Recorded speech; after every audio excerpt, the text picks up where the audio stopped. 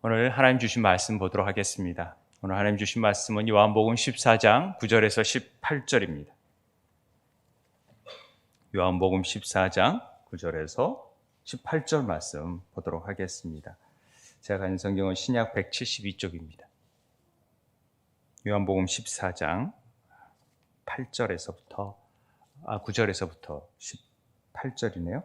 제가 먼저 읽겠습니다. 예수께서 이르시되 빌립아 내가 이렇게 오래 너희와 함께 있을 때 내가 나를 알지 못하느냐 나를 본 자는 아버지를 보았거늘 어찌하여 아버지를 보이라 하느냐. 내가 아버지 안에 거하고 아버지는 내 안에 계신 것을 내가 믿지 아니하느냐. 내가 너희에게 이르는 말은 스스로 하는 것이 아니라 아버지께서 내 안에 계셔서 그의 일을 하시는 것이라. 내가 아버지 안에 거하고 아버지께서 내 안에 계심을 믿으라. 그렇지 못하겠거든 행하는 그 일로 말미암아 나를 믿으라. 내가 진실로 진실로 너희에게 이르노니 나를 믿는 자는 내가 하는 일을 그도 할 것이요 또한 그보다 큰 일도 하리니 이는 내가 아버지께로 감이라. 너희가 내 이름으로 무엇을 구하든지 내가 행하리니 이는 아버지로 하여금 아들로 말미암아 영광을 받으시게 하려 함이라. 내 이름으로 무엇이든지 내게 구하면 내가 행하리라. 너희가 나를 사랑하면 나의 계명을 지키리라. 내가 아버지께 구하겠으니 그가 또 다른 보혜사를 너희에게 주사 영원토록 너희와 함께 있게 하리니 그는 진리의 영이라 세상은 능히 그를 받지 못함이라. 그러나 너희는 그를 아나니 그는 너희와 함께 거하시며 또 너희 속에 계시겠음이라. 내가 너희를 고아와 같이 버려두지 아니하고 너희에게로 너희에게로 오리라. 오리라. 아멘. 오늘 삼위일체 주일입니다.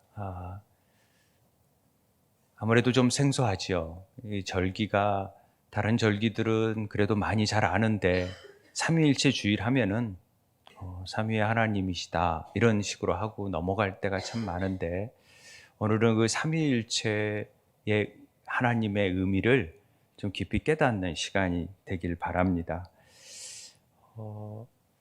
신학을 하신 분들 또 목회자들을 얘기를 들어보면 평신도들도 말할 것도 없지만은 삼위일체에 대해서 설명을 하라 그러면 굉장히 당혹스럽고 또 처음 믿는 분들한테는 우리는 유일신 하나님을 믿어요 그러면서 보니까 세 하나님이 계신다라는 거죠.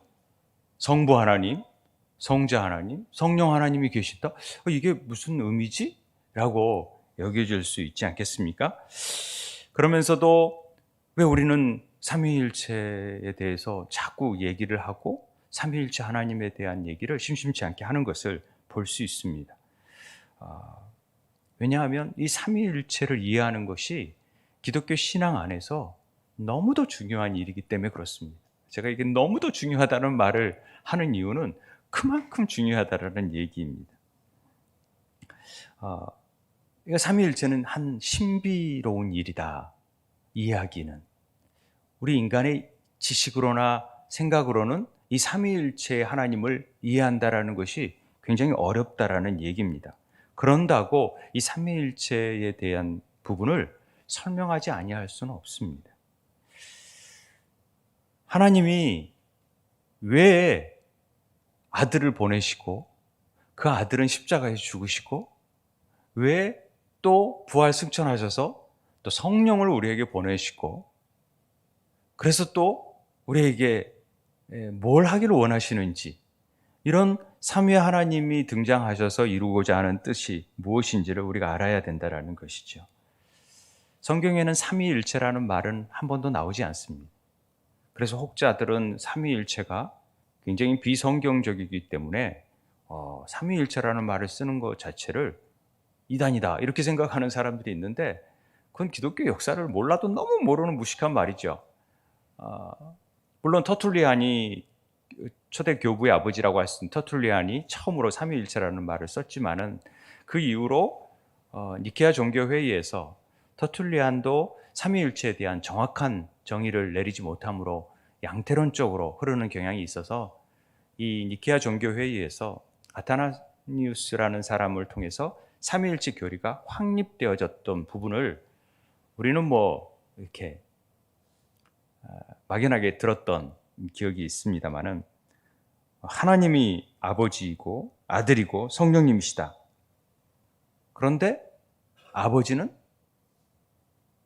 아들이 아니시고 아들은 성령이 아니시고 성령은 아버지가 아니라는 것이죠. 이게 이 가장 유명한 삼위일체 그림 하면 이 그림을 빼놓을 수가 없어요. 왜냐하면 삼위일체의 방패라고 할 수 있는 이 그림, 영어로 제가 쓰여진 것들을 또 한글로 되어진 게 있지만 하나님은 반드시 is, father, 아버지인 것이죠. son이십니다. 그리고 홀리 스피릿, 성령이십니다. 그래요. 그런데 아버지는 성령과 달라요. 아니에요. 성령이 아니에요. 성령은 아들이 아니에요. 아들은 아버지가 아니래요. 이게 뭔 소리? 이걸 어떻게 이해를 시키냐는 것이죠. 그래서 이제 좀 깊게 들어가면은 본체, 실체 얘기가 나오고요. 그 다음에 이 위격, 인격이라는 얘기가 나오고요. 그것들이 상호 어떻게 침투하는지, 그래서 영어로서 페리코레시스라는 용어가 나오고, 그 페리코레시스라는 영어를 이해하지 못하면 삼위일체를 절대 이해할 수 없는 이제 복잡한 부분들이 나오기 때문에, 그건 제가 지금 이 시간에, 예배 시간에 지금 얘기하려고 하는 게 아니라 이런 개념들이 있다라는 걸 알고, 그래서 또 잘못하면은 새 하나님이 있다, 그래서 삼신론에 빠지고 삼위일체가 주고자 하는 것과 또 다신론으로 빠진다든지 양태론 쪽으로 빠진다든지 이위일체론으로 빠진다는 것은 다 이단이고요. 삼위일체가 우리 기독교의 기본 진리다라는 것을 얘기하고 있습니다. 삼위일체를 어렸을 때 제가 교회 학교에서 들을 때는 보통 이렇게 들었습니다. 한 분의 하나님이신데 세 부분으로 이렇게 보여질 수 있다. 쉽게 얘기해서 제가 아버지잖아요. 우리 집에. 그렇지만 저는 교회 목사, 그리고 기독교 학교의 교사, 이렇게 보여질 수 있어요. 이런 게 양태론이라 그래요. 모양으로 나타난 것을. 이건 양태론은 이단이에요. 그래서 그런 어렸을 때 그렇게 교사들이 하는 내용 자체가 물이고 수증기이고 얼음이고 이런 삼위일체론을 얘기하는 것은 이해를 돕기 위해서 하는 일이겠지 몰라도, 이게 잘못되면은 커다란 불장난이 될 수 있는 교리적인 잘못 해석하는 부분이 되어져서 양태론적인 삼위일체론을 얘기하는 데는 완전히 이단시하는 거예요, 우리가. 그래서 잘못됐다. 그래서 예전에 조영규 목사님도 약간 이런 부분에 걸려서 이단시했던 부분이 나타나는 거죠. 그러니까 제가 보면은 기존 교회에 계신 분들도 삼위일체 설교하다가 이런 설교하다 보면은 다 걸리는 것 같아요, 이단에. 저도 잘못하면 이단에 걸릴 수 있다라는 거죠. 이해를 돕기 위해서 한 얘기인데 그렇게 잘못 알아들으면 또 잘못 걸릴 수 있다라는 것입니다. 어찌됐든 이런 문제가 왜 양태론이 문제가 되냐면은, 이 양태론적인 문제를 JMS나 요즘 신천지 같은 데에서 자신이 재림주 보혜사라고 주장하지 않습니까? 이런 부분을, 이런 근거를 가지고 얘기를 하는 거예요. 이 양태론적인 입장 측면에서. 그러니까 말도 안 되는 일인데 어느 사람들이 다 믿어요. 왜? 그렇게 배웠기 때문에. 신약시대 예수님의 육체에 하나님의 영이 임해서 그분이 구세주가라는 것을 얘기하죠. 그래서 재림 때 예수님의 영이 교주에게 임하면 그 교주가 이 메시아가 되고 예수의 영이 임함으로 인해서 구세주가 된다라는 얘기가 되는 거죠. 그런 내용이 그냥 이렇게 논리적으로 설명을 하니까 받아들여지는 게 되는 거죠. 그걸 양태론적인 삼위일체의 개념이 정립되어 있지 않으면. 그러다 보니까 정말로 재림주가 육신의 연약함이 있고 잘못된 점이 있어도 그 안에 예수의 영이 있어서 그런 놀라운 일들을 행하니까 그분이 구세주다라고, 재림주라고 믿고 있는 것이죠, 이단들은. 그런 안타까운 일들이 일어나게 되어지기 때문에 이런 부분을 경계하는 것입니다. 그래서 보면은 막 눈물 흘리고 어떤 일을 행하더라도 그분은 내가 지켜드려야 되고 오신 재림주라고 막 그러는 거 아닙니까? 하나님의 영이 그 속에 있다고 믿기 때문에 그런 거죠. 예. 그러니까 이게 성령이 내주하시는 것과 굉장히 다른 차이가 있는 부분을 우리는 잘 구별을 못하는 거죠. 이런 왜곡된 신앙의 어떤 초점이 양태론적인 입장에서 나온다 그래서 양태론을 굉장히 거부하고 또 하유의 개념에 두는 하나님은 가장 높으시고 예수님은 조금 더 낮은 유격을 가지시고 성령님 이런 것들도 이단에 속하는 내용입니다. 세 분은 다 같은 유격을 가지신 분이시다라는 것을 얘기하는 것입니다. 그러나 한 본질을 가지시고 있는 분이시다. 이게 삼위일체 이론입니다.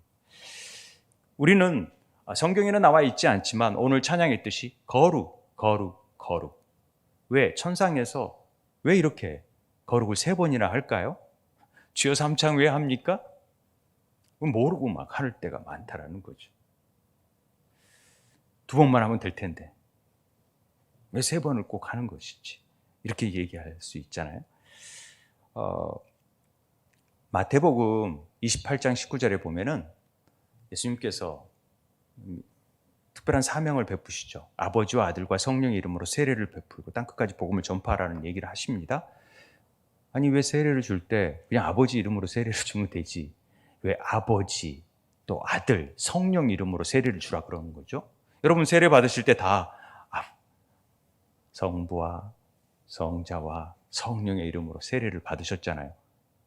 그냥 아버지 이름으로 받지 뭘 또 새 이름으로 받고 그렇습니까? 그런 거에 대해서 생각해 보신 적이 있으십니까?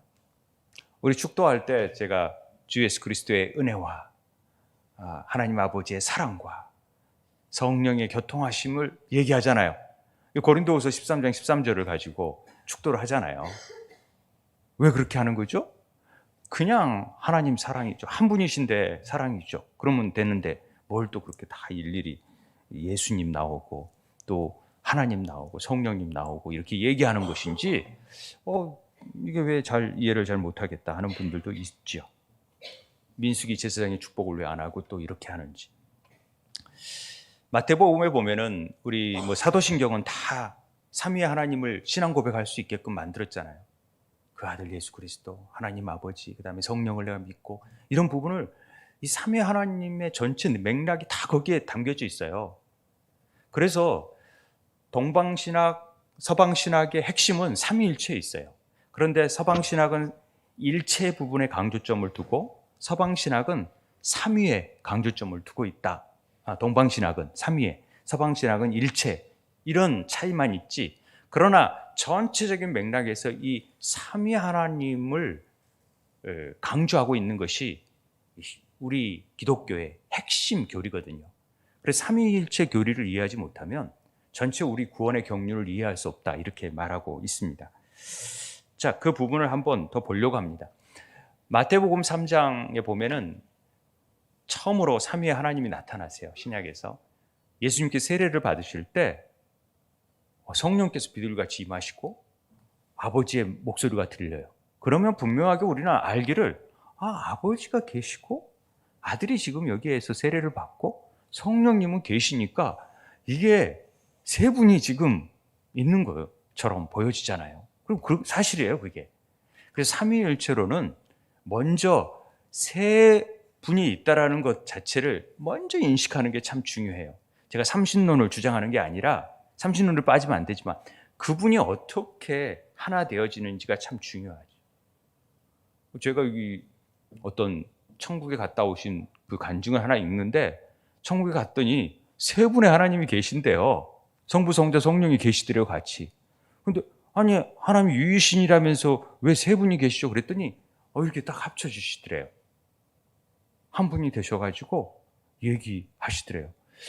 저게 삼위일체인가? 이제 그랬다라는 얘기를 제가 이제 천국에 갔다 온 간증 가운데서 제가 보면서 저도 좀 이상한 생각이 들었지만은 또 그럴 수 있겠구나라는 생각을 해본 적이 있습니다만 어찌됐든 자 보시죠.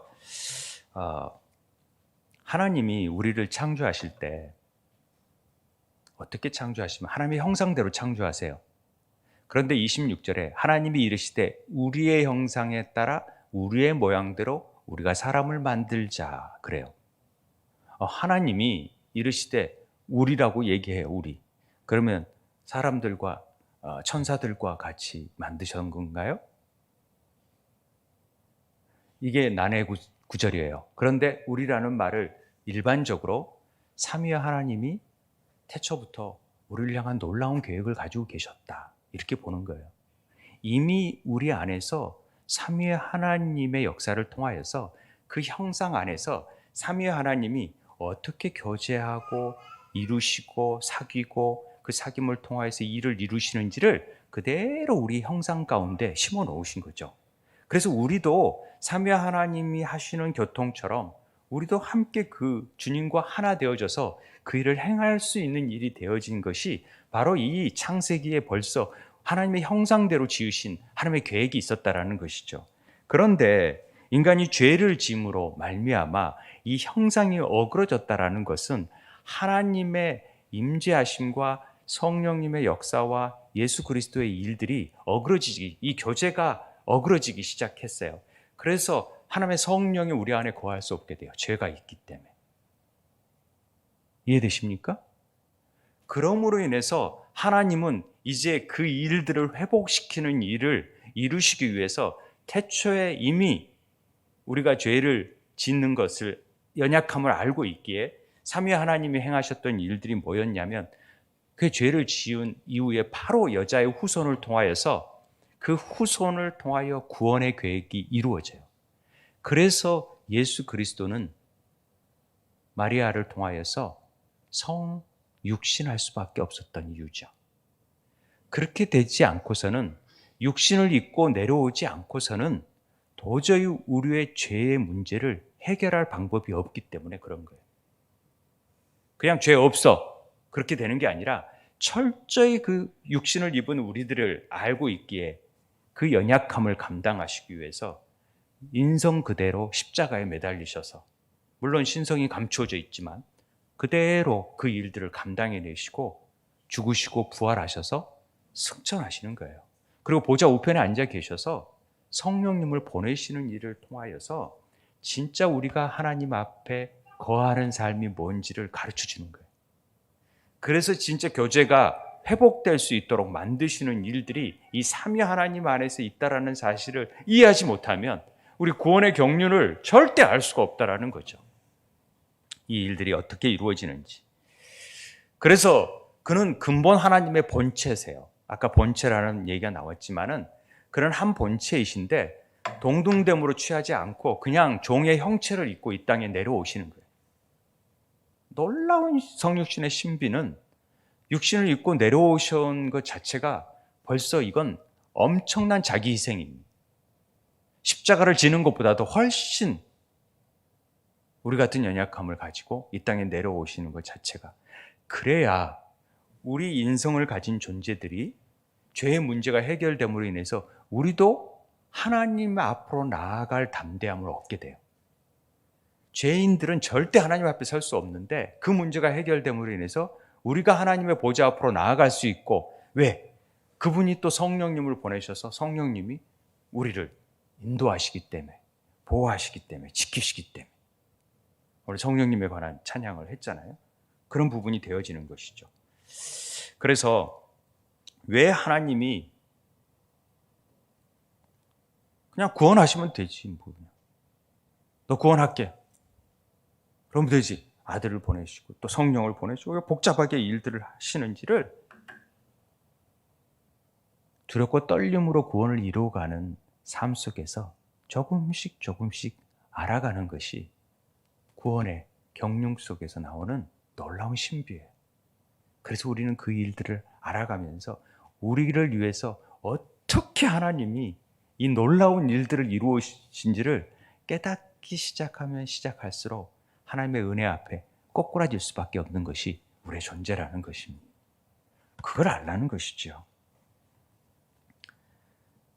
성령을 보내주지 않으면 우리는 예수님의 그 십자가의 은혜만 기억하지 우리가 감당할 수 있는, 계명을 지킬 만한 능력, 그리고 마땅히 하나님의 뜻을 알 수 있는 능력이 아무것도 없어요. 하나님의 영이 아니고서는 절대 알 수 없으니까. 그런데 하나님의 영이 우리 안에 거하심을 통하여서, 영이 회복되심을 통하여서, 삼위로 원래 존재하셨던 우리의 형상들이 회복됨을 통하여서 이제는 하나님의 뜻을 알아갈 수 있는 삶이 되어지는 것이죠. 굉장히 졸리울 수 있는 말입니다만은 굉장히 중요한 말입니다. 이게 알아갈수록 좋은 거죠. 그런데 그래서 우리한테 유익이 되는 거예요. 이게 보혜사 성령이 보내시는 것이, 예수님이 십자가에 올라가는 것이, 우리는 십자가를 지지 않고 예수님이 오랫동안 우리랑 같이 살기를 원하시잖아요. 그러면 우리는 예수님이 가시는 곳만 쫓아다녀야 돼요. 예루살렘에, 갈릴리에 계시면 다 갈릴리로 가야지 뭐 어떻게 해요. 한국은 언제 오실까? 교황처럼 기다리고 있는 거예요. 그런데 성령님이 계시니까 어디서나 우리는 주님 앞에 나아갈 수 있는 그런 은혜가 우리에게 주어지는 거 아닙니까? 얼마나 놀라운 일입니까? 그래서 구원의 목적, 신앙생활의 목적이 뭐냐 이렇게 물어보면은 우리는 뭐 쉽게 딱 나오는 말이 웨스트미니스터 고백처럼 하나님께 영광을 돌리는 일입니다, 이런 얘기 하잖아요. 근데 그 일이 실제적으로 어떤 일이냐? 하나님의 사귐을 통하여서 나타날 수 있는 일이에요. 하나님과 교제를 통하여서 나타날 수 있는 일이에요. 하나님의 관계 안에 들어와야지만이 나타날 수 있는 일이라는 것입니다. 그래서 신앙생활의 목적은 삼위 하나님과의 깊은 사귐이다라는 표현을 자주 쓰는 것입니다. 소통이 되고 그래야 알죠, 하나님의 뜻이 뭔지를. 그래야 나를 구원하신 뜻도 알죠. 그걸 아는 것입니다. 그래서 하나님의 형상이 회복되게 하시는 일을 원하고 꿈꾸고 계시는 거죠. 아담에게 행했던, 처음 나랑 이렇게 잘 지냈던, 언제든지 만날 때, 필요할 때 원하는 뜻을 알고 이런 행하는 일들을 지금도 행하고 싶어 하는 거죠. 그게 하나님 나라가 새 예루살렘과 새 창조의 역사를 이루는 일들이 바로 이거죠.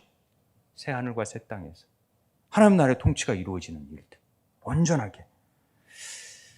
그런 의미를 잘 설명하는 본문을 시편에서 고르려다가 제가 오늘은 요한복음에서 이 본문을 골랐거든요. 우리의 기도를 통하여서, 기도는 하나님의 사귐을 얘기하는 거니까, 교제를 얘기하는 거니까. 그래서 그 부분을 중요하게, 우리가 예수님께서 아버지께, 예수님이 하나님 아버지가 지금 아니잖아요, 지금. 예수님께서 아버지께 지금 구하겠으니 그 다음에 아버지께서 다른 보혜사를 보내신다라는 내용을 하고 있죠. 그래서 오순절 강림이 이루어졌고 그런 내용을 지금 오늘 보자는 것이죠. 왜? 우리는 기도할 줄을 모르니까. 성령님이 오신 뒤에야 비로소 기도할 수 있거든요. 마땅히 기도할 바를 알지 못하는 존재들이에요. 영이 없으니 하나님의 뜻을 알 수가 없어요. 하나님이 영이신데 예배할 수가 없어요. 기도할 수가 없어요. 간구할 수가 없어요. 성령께서 우리를 위해서 친히 간구하시고 성령이 하나님의 뜻대로 성령을 우리를 위해서 간구해 주시는 거예요. 성령이 가르쳐 주셔야 우리는 하나님의 뜻을 알고 나아갈 수 있다는 것입니다. 그러니까 성령과 하나님은 같은 분이 아니세요. 그래서 예수님께서 내 이름으로 지금 기도를 하라고 하잖아요. 내 이름으로 기도하라. 늘 기도하는데 우리는 내 이름으로 기도하라 그러면 예수님 이름으로 기도하면 되는구나 라고만 쉽게 생각합니다. 그래서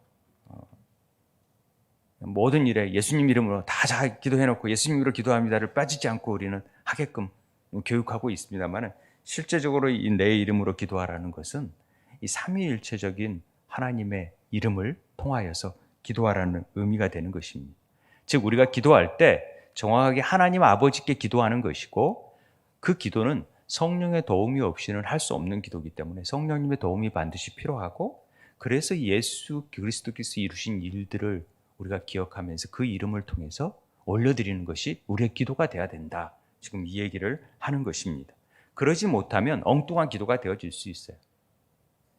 예전에 아동부 전도사님이, 우리 교회가 아니라 제가 다른 교회 사역할 때 전도사님이 아이들한테 모아놓고 예수님 우리 이렇게 도와주세요. 사랑하는 예수님 뭐뭐뭐뭐 해주세요. 그리고 예수님 이름으로 기도합니다. 이렇게 기도하더라고요. 그래서 전사님 왜 그렇게 기도하세요? 예수님이 하나님이시니까 얘들한테 다 그렇게 기도해요. 아니요. 그러면요 하나님의 신비를 전혀 알지 못하고 고뇌 경륜을 얘기하지 못하는 것이 돼요. 반드시 하나님 아버지께 기도해야 되고 성령의 도우심을 통해서 예수 이름으로 기도하는 것이지 예수님이라고 불러서는 안 돼요. 그게 틀렸다고는 할 수 없겠지만 분명하게 우리가 삼위일체 교리적인 부분에서 알고 있어야 된다는 것이죠. 자, 그래서 12절 한번 보도록 하겠습니다. 제가 오늘 본문 가운데 앞에 부분을 생략하고 빌립의 얘기는 생략하고 내가 진실로 진실로 너희에게 이르노니 나를 믿는 자는 내가 하는 일도 그가 할 것이요 또한 그보다 더 큰 일도 하리니 이는 내가 아버지께로 감이라 이렇게 되어 있어요. 놀라운 말씀이죠. 내가 아버지께로 간다라는 말은 어떤 뜻이냐면은 너희들이 나보다 더 큰 일을 할 것인데 그 이유가 내가 아버지께로 가기 때문에 그렇다라는 거예요. 큰 일을 할 수 있다는 거예요. 그건 뭐냐면은 성령이 내려오셔야지만이 그분이 성령님께서 그 일을 행할 수 있다는 얘기를 하는 것입니다. 이걸 잘못 이해하면은 자칫 내가 뭔가를 큰 일을 할 수 있다라고 생각하기 쉬운데 분명한 게 아니라 내가 아니라 성령께서 오셔서 그 큰 일을 행할 수 있다. 누구를 통해서? 나를 통해서. 내 기도를 통하여서. 이게 이렇게 되어져 있습니다. 그러니까 더 큰 일은 예수께서 성령의 모습으로 행하시는 일이지 우리가 행하는 일이 아니라는 것입니다. 전부 예수님이 하시는 일입니다. 그런데 그 예수의 일을 이 기도를 통하여 성도의 기도를 통하여서 행하시겠다라는 것입니다. 그래서 우리의 기도는 더 큰 일과 밀접한 관련이 있습니다. 그런데 더 큰 일을 하기 위해서는 기도와 함께 필연적으로 따르는 것이 성령님의 강림이십니다. 성령님이 오셔야 우리는 더 큰 일을 위한 기도를 할 수 있게 되는 것이죠. 그래서 그분이 행하시는 일을 하는 거지 우리가 행하는 일이 아니라는 것을 우리는 알아야 됩니다. 13절, 14절에 너희가 내 이름으로 그래서 무엇을 구하든지 내가 행한다. 이는 아버지로 하여금 아들로 말미암아 영광을 받으시게 하려 함이다. 내 이름으로 무엇이든지 내게 구하면 내가 행할 것이다. 이렇게 얘기합니다.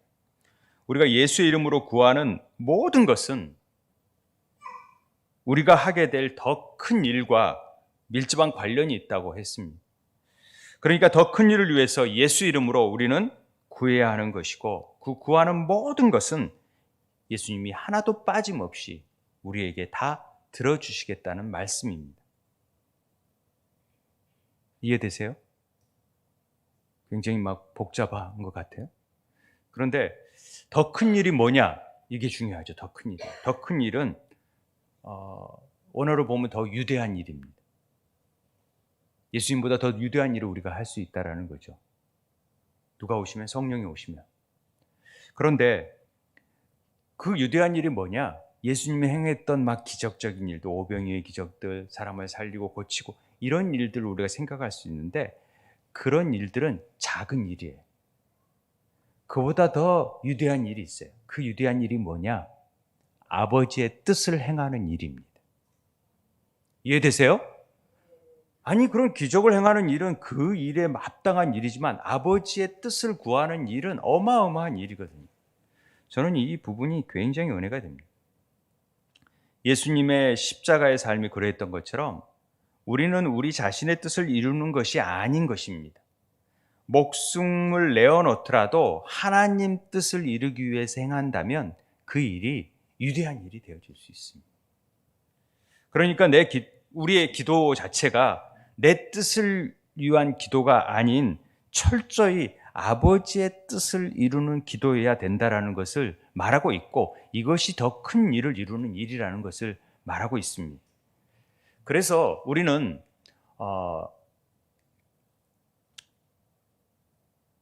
예수님께서 죽으실 때 아버지의 뜻이거든 이 잔을 내게로 옮겨 주옵소서. 그러나 내 원대로 마시고 뭐라 그러세요?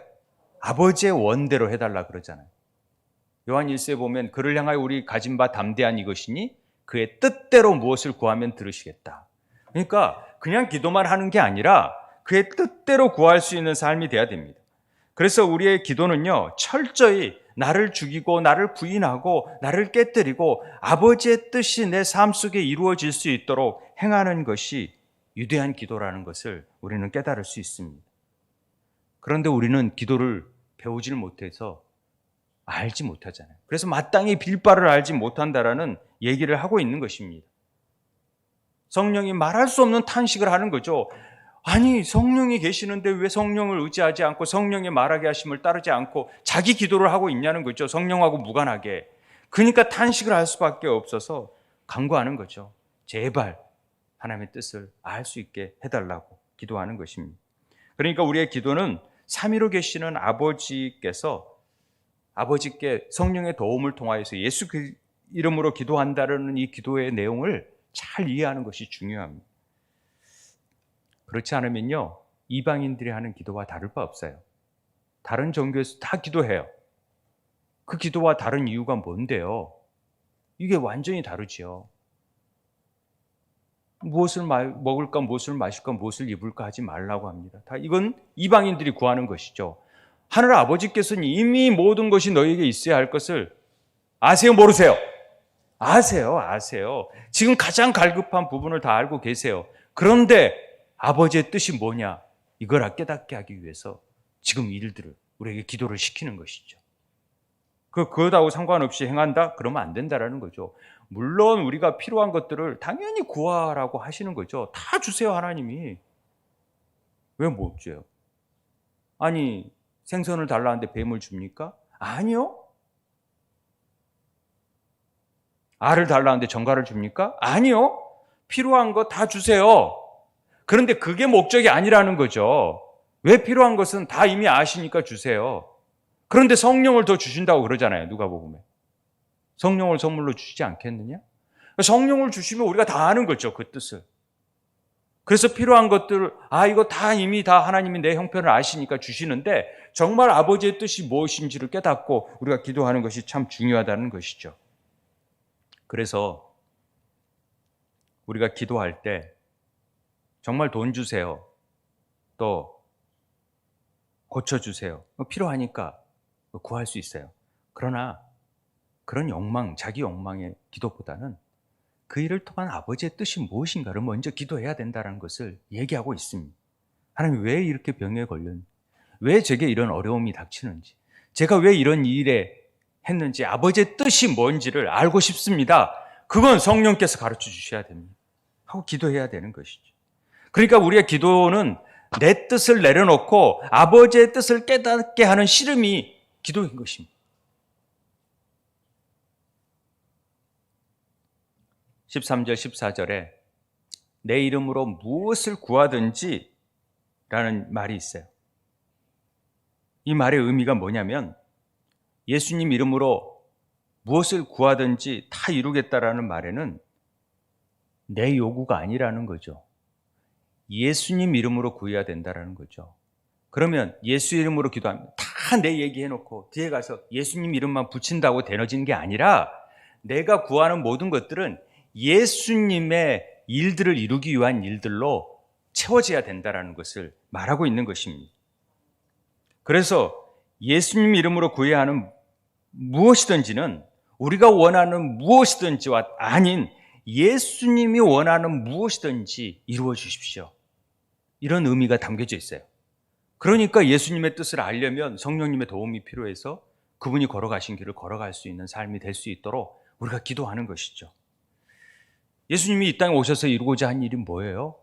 아까 얘기했던 하나님 나라의 완성이에요. 새 하늘과 새 땅을 이루고 싶어 하신 것은 온전하게 하나님의 뜻이 그대로 통치가 이루어질 수 있는 곳, 내가 말한 것이 그대로 이루어지는 곳, 그것이 하나님이 원하시는 세상이죠. 하나님 나라지요. 그런데 그러지 못하면 안 된다는 것이죠. 그래서 예수님께 구하시는 무엇이든지는 우리의 뜻이 아닌 자기를 철저히 부인해버리고 하나님의 통치에 순복하고자 하는 그런 하나님의 뜻이 이루어지는 삶을 살고자 하는 그 결단이 우리의 기도해야 된다는 얘기입니다. 그리고 예수님 내 이름으로 기도하라는 말 안에는 또 다른 의미가 포함되어 있는데 그게 뭐냐면 내 이름으로 무엇이든지 구해라 라는 말은 내 이름을 써도 돼. 그 내 이름을 써도 되는 측면에는 하나님과의 친밀한 관계 안에 들어와야 된다는 거죠. 그러니까 제 아들에게 제가 카드를 가끔 줄 때가 있어요. 주고 야 기름 넣고 필요한 거 써라 할 때가 있어요. 그럴 때 쓰죠. 다른 사람이 제 카드를 쓰면은 문제 있지 않겠습니까? 뭐 자기 원하는 것들은 다 구해놓고 예수님 이름으로 기도합니다. 그러면 됩니까? 하나님과의 친밀한 관계가 없으면은 아무리 주여 주여 외쳐도요. 뭐예요? 나 너 도무지 모르는데 아버지의 뜻대로 행하는 자라야 그 일을 이룰 수 있다라는 얘기를 하는 것입니다. 그 아버지의 뜻 안에 있는 것은 아버지 안에 관계 안에 들어와 있는 거죠. 그래서 하나님과의 우리가 관계가 너무 중요하다. 이게 의로움에 의해서 이루어진 게 아니라 하나님의 전적인 릴레이션십, 관계. 그냥 그분 안에 네가 내 자녀 그러면 끝이에요. 그래서 하나님의 자녀됨의 자세를 있는 자들은 그 아버지와 소통하고 사귀고 우리 아버지가 너무 좋고 아버지가 있는 것의 풍부함을 알기에 아버지 제가 그거 할게요 라고 했을 때 아버지의 이름을 써서 그 일을 행할 수 있도록 만들어 주신 거예요. 그래 너는 언제든지 언제든지 그거 가지고 쓸 수 있어. 가서 마음대로 써. 왜요? 내 아버지니까. 그리고 내 아버지의 뜻을 이루기 위한 일이니까. 그 아버지 미리 제가 기름도 채워드리고 아버지 일을 할 수 있도록 행할 수 있게끔 해주니까 그런 일을 행한다라는 거죠. 그런데 그냥 무턱대고 하면 안 된다라는 것 아닙니까? 사도행전 19장에 그런 내용이 나오죠.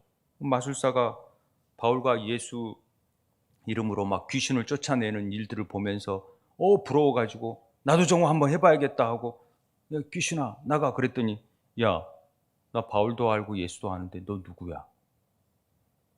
네가 누군데 예수 이름을 쓰는 거야? 이러지 않습니까?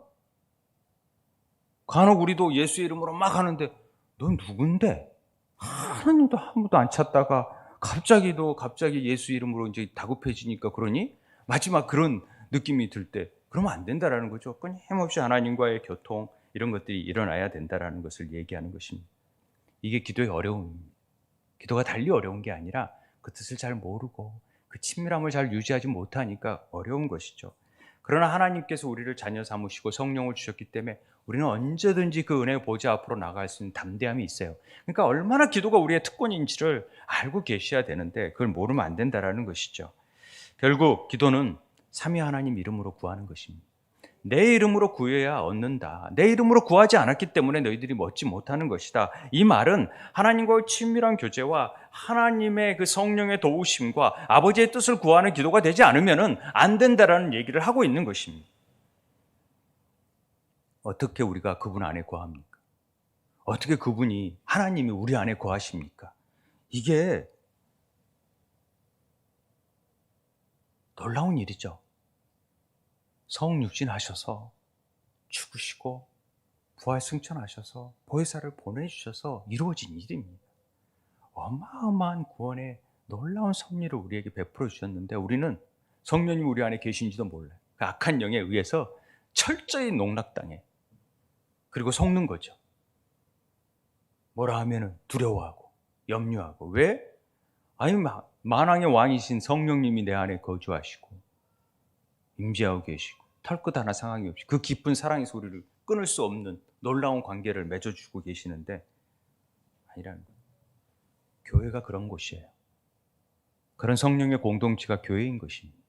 삼위 하나님이 존재하시는 곳이 교회입니다. 그렇기 때문에 우리가 소망이 있는 거예요. 우리는 그분의 뜻이 무엇인지를 깨닫는 데부터 출발하는 게 기도의 시작입니다. 아버지, 주님의 뜻이 뭡니까? 그러려면은 아버지의 뜻을 행하는 자는 그 계명을 지킬 수밖에 없어요. 그래서 말씀을 볼 수밖에 없어요. 말씀이 하나님이시니까. 하나님이 말씀이 육신이 되어서 우리 안에 거하시니까 자꾸 말씀을 생각나게 해야 되고 그 말씀을 깨달아야 되고 그 말씀을 읊조려야 되고 그래야 하나님의 뜻을 알죠. 그게 기도가 돼야 돼야지요. 그래서 우리는 부족하니까 말씀 기도를 하는 거죠. 하나님 이러셨네요. 이런 하나님을 찬양하고 이런 하나님의 행하심을 우리의 삶 가운데 보여주시고 아버지의 뜻이 일어날 수 있게 도와주십시오라고 기도하는 것입니다. 그래서 기도라는 말 자체가 나는 항복, 내 뜻 아니라 모든 것 하나님께 맡깁니다. 저 순종합니다. 주님 마음대로 하세요. 주님 뜻을 그냥 순종할 삶이 되게 해주세요. 라고 기도하는 것이 기도의 내용이라는 것이죠. 제가 이제 머리 잘랐잖아요. 잘 잘랐습니까? 제가 미용실에 가서 이렇게 우리 박하랑 권사님이 잘라주셨는데 얘기하는데 다른 권사님 두 분이 오셨어요. 그래서 이제 같이 얘기를 나누는데 두 분들이 토론이 벌어졌어요. 어떤 토론이 벌어졌냐? 뭐 신앙생활 하는데 뭐가 중요하다. 그래서 11조 생활과 예배 드리는 것이 참 중요하다. 한 분이 막 그러니까 꼭 그것이 중요한 건 아닌데 막 이러면서 막 토론을 하면서 이제 제가 그 토론에 끼어들기를 원하시는 듯한 마음이 드는 거예요. 좀 머리를 자르고 있고 뭐 탐을 바르고 있는 거라서 거기에 좀 끼어들기가 곤란하고 또 그런데 끼어들면 한없이 길어질 것 같아가지고 조용히 있었습니다만은 우리에게 중요한 것이 뭐가 먼저냐 이게 중요한 게 아니라 우리 삶 속에서 그 삼위 하나님의 주권을 내어드리는 삶. 그래서 우리 안에 하나님 나라가 이루어지는 삶. 그래야 내가 주인이 아니라 하나님이 주인 되는 삶을 살 때 그것이 의무적으로 어떤 11조를 하라 그런 게 아니라 그냥 모든 것이 하나님의 것이고 나에게 주신 이 생명, 건강 모든 것들이 하나님의 것이니까 10의 1조만 들여서 나는 10의 9조는 내 마음대로 쓴다라는 차원이 아니라 모든 일에 하나님이 원하시는 뜻대로 저는 사용할 준비를 하겠습니다라는 고백이 10의 1조죠. 왜냐하면 우리 삶 속에도 삶이 살아야 되니까 고백을 해서 언제든지 하나님 주가 쓰시겠다 하면 제가 사용할 준비가 되어져 있습니다. 이게 하나님 주권을 인정하는 것이죠. 그것뿐만이 아니라 예배의 삶 속에서도 모든 일의 우선순위를 하나님 예배에 둠으로 인해서 내 삶의 시간의 모든 초점은 주님께 있습니다. 그래서 제가 어느 곳든지 삶의 예배를 통해서 주님을 먼저 기억하고 주님께 영광 돌리는 자세가 저는 되어져 있습니다라고 고백하는 삶이 바로 하나님께 영광 돌리는 삶이고 이것이 삼위일체적인 기도, 하나님의 뜻을 구하는 기도가 되어질 수 있다는 것이죠. 제가 이제 이런 일들을 하면서 특히 양주로 하나님께서 놀라운 섭리 가운데 이끄셨거든요. 우리는 이런 일들에 대해서 금방 잊어버려요. 감사를 잘 몰라요. 그런데 하나님께서 여기로 보내신 목적은 저도 잘 몰라요. 그러나 희미하게 성령께서 가르쳐 주신 얘기는 갑자기 저는 다음 세대에 별로 관심이 없었어요. 그런데 하나님이 이쪽으로 오게 하면서 다음 세대에 대한 열망을 품게 하셨어요. 그리고 건물이 비어져 있는데 아이들이 있는데 아이들이 잘 양육되면 좋겠고 그래서 성교원이 졸업하면서 기독학교 이런 것들이 세워지게 되는 과정들이 있었어요. 그런데 이런 과정들이 기독 가운데에서 무작정 제가 그냥 이거 하자 이런 차원이 아니라 저도 목회 하나 하기 너무 힘들어요. 어려워요. 목회 이거 제가 능력도 없고 이거 감당하기도 어려운데 성교원, 기독학교 이런 일들 막 행하는 일들 자체가 저한테는 굉장히 부담이에요. 그런데 어쩔 수 없이 그 일들을 하나님의 뜻에 순종하는 마음으로 행해왔잖아요. 그런데 많은 사람들이 그래요. 목사님들이 목회 하나 하기 힘든데 그런 일들을 벌려가지고 이렇게 피곤하게 사냐 이런 얘기해요. 사실 피곤하거든요. 힘들거든요. 그런데 좀 행복하게 살아라. 행복하게 목회해라. 재밌게 목회해라. 뭐 그렇게 복잡하게 그 일들 복잡하게 하면서 최근에 오신 목사님 막 그런 얘기를 하니까 제 마음 안에 마음이 막 무너지는 생각이 진짜 나도 행복하지도 않고 즐겁지도 않은데 또 교인들도 별로 좋아하지도 않는데 목회나 신경 써야지 이러면 좋겠는데 막 이런 마음들이 안 들겠습니까? 그런데 그럴 때마다 아내랑 기도하지요. 그런 말 들을 때마다 하나님 뜻이 정말 뭡니까? 근데 하나님께서 하시는 말씀이 그거예요. 야, 행복이 뭔데? 편한 게 행복이 아니란다. 많은 내 제자들은 다 가시밭길을 걸고 어려운 길을 걸어갔지. 그런 길을 찾는 게 행복이 아니고 그런 게 즐거움이 아니야. 정말 아버지의 뜻을 따르는 것이 그것이 진짜 행복이야. 정말 값어치는 일이야. 내 뜻을 행하라 그랬잖아. 너의 뜻을 행하고 네 이름을 내는 게 아니라 그저 한 영혼을 네가 생명을 다해서 길러내는 일이 소중한 일이니까 그 일을 행하라는 것이지. 그런 마음을 막 주세요. 그러니까 막 그런 공격에서도 그래, 아내랑 그래, 우리가 한 명이라도 남아있으면 최선을 다해서 하자. 우리가 있는 한껏. 이런 마음이 막 무너지다가도 또 다시 새롭게 하면서 해요. 막 그러고 있는데 또 정말 우리 교인 중에 정말 어렵거든요. 제가 형편을 아니까. 어려워서 생활하기도 어려운데 생활비보다 더 큰 금액을 가지고 와가지고 기독학교에 이쪽에 보니까 우리 기독학교 간판이 하나도 없어서 불빛에 좀 세운교회는 있는데 이쪽에는 기독학교 성교원이라는 간판이 꼭 있었으면 좋겠다라는 마음으로 헌금하고 싶다고 이렇게 돈을 보내왔어요. 이런 걸 행하면 생활비로나 쓰지. 속으로 마음은 그렇지만 제가 하나님의 뜻을 거스릴 수 없잖아요. 그를 향한 하나님의 계획하시면. 그래, 이런 분들이 보이지 않게 헌신하고 노력하고 교사들 이런 분들이 모여져서 지금 하나님의 일들을 이루어가고 있는 일이기 때문에 난 순종해야지. 그리고 아무리 잘 되더라도 하나님 그만하라면 나 그만하지. 가라 하면 가고 멈추라 하면 멈추고 내가 뭘 재간이 뛰어나도 못하지. 그런 마음으로 행하려고 합니다. 난 이게 하나님의 뜻이라고 믿기에 하는 것이지. 남이 누가 뭐라 해도 그냥 하는 것입니다. 그리고 하지 말라 그러면 안 하는 거죠. 못 하는 거죠. 그럴 능력도 없고 그런다면. 우리로서는 지금 학교를 한다, 막 5억, 10억씩 드는 돈이 있어도 학교를 못 하는 큰 교회들이 비일비재한데 교회가 뭐 한다고? 사단아 물러가라. 목사님들이 그렇게 얘기하면 이제 그래야지 속으로. 하나님이 기뻐하신 뜻을 행하는데 우리는 13절에 너희가 내 이름으로 무엇을 구하든지 아들로 말미암아 영광을 받으시게 하려 합니다. 하나님 영광을 받으시게 하는 일들이 우리에겐 중요합니다. 모든 기도의 응답은 하나님의 영광과 결부되어 있습니다. 우리 기분을 맞추어 주기 위함이 아니라 하나님의 영광을 위해 우리가 기도해야 되는 것입니다.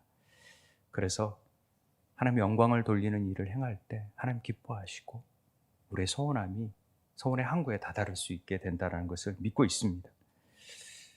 이게 얼마나 귀한 일인지 모르죠. 한 영혼이 세워지면요 천하를 바꿀 수 있습니다. 우리 기독학교 아이들, 성교원 아이들이 세상을 바꿀 수 있는 아이로 변할 수 있습니다. 이 일들을 계획하시는 분은 제가 아니라 하나님이시고 삼위 하나님이시고 성령님이시고 예수님이시기 때문에 그렇습니다. 그 일에 우리 교회가 사용된다는 것은 저는 대단한 영광이라고 합니다. 그 영광이 우리가 침노하지 못하면 거두어 가실 거라고 저는 생각합니다. 할 수 없죠. 그러나 분명히 하나님께서 우리를 통해서 일을 이루실 거라고 생각을 합니다. 정리를 하자면 그렇습니다. 우리가 예수 그리스도 하신 일을 하게 될 텐데 더 큰 일을 우리가 하기를 원하세요. 예수님보다 하신 일들은 우리가 아니라 성령님께서 우리 기도를 통하여서 하기를 원하세요. 하나님의 영광을 위해서 하나님의 뜻을 위하여서 그 일을 이룰 수 있도록 끊임없이 우리는 십자가 앞에 자신을 내어 매달고 내 욕심과 내 생각과 내 계산들을 내려놓고 주님 원하시는 뜻이 무언가를 고민하며 나아갔으면 좋겠습니다. 성령의 권능은요, 막 은사를 받고 그래서 막 일을 행하고 사람들이 몰려오고 이런 게 권능이 아니라 십자가 앞으로, 이 험한 십자가 앞으로 걸어갈 수 있도록, 자꾸만 가시밭길을 걸어갈 수 있도록, 십자가로 붙들 수 있도록 해주는 능력이 저는 성령의 권능이라고 믿습니다. 가장 큰 권능이라고 믿습니다. 우리가 그 일을 행할 수 있는 삶이 되어졌으면 좋겠습니다. 우리가 함께 기도할 텐데요. 성령님께서 우리의 연약함을 좀 도와주시고, 주님의 길을 걸어가는 일에 성령님께서 채근하시고 탄식하시고 또 아파하시는 것들을 민감하게 느낄 수 있도록, 그래서 성령의 인치심을 통하여 여전히 우리를 도우시고 이끌어 가신다라는 것을 잊지 않고, 그 은혜의 하나님께, 그 삼위의 하나님께 정말 하늘의 뜻을 구하는 기도를 행할 수 있는, 여전히 부족하지만 그렇게 할 수 있는 삼위일체 주의를 통하여 이루시는 그 뜻을 알게 해달라고 우리 함께 찬양하면서 기도하도록 하겠습니다. 먼저 찬양하겠습니다.